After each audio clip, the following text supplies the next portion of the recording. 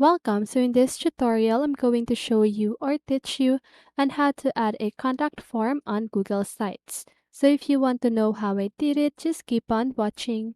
So first of all, you want to search for Google Sites. And then once you've done that, just go ahead and click on the Pages section here at the upper right side of your screen. And then once you've done that, just go ahead and click on the plus sign and name the page as contact. Okay, but as you can see, I already have mine right here. So let me just go ahead and delete this. Okay, so now as you can see at the upper right side of my site, you see the contact option. So just go ahead and click on that. Now click on the insert button or option at the upper right side of your screen beside the pages option. So now you want to scroll down and click on forms.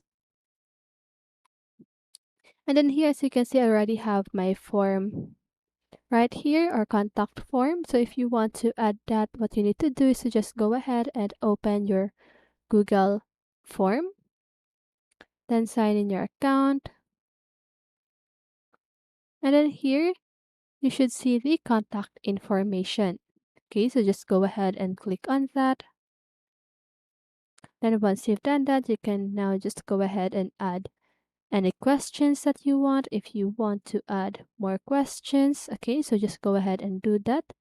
Then once you've done that, just go ahead and click on the send button at the upper right side of your screen.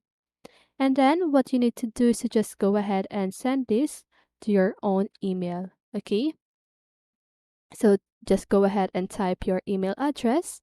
Then once you've done that, click on the send button right here at the lower part of this tab. Okay, so now once you've sent the contact information, what you need to do is to just go ahead and go back here at Google Sites. Then here, as you can see, I already have two contact information form. Okay, so just go ahead and click on the contact information and click on insert. Okay, so now let me just go ahead and add this. I'm sorry, adjust it.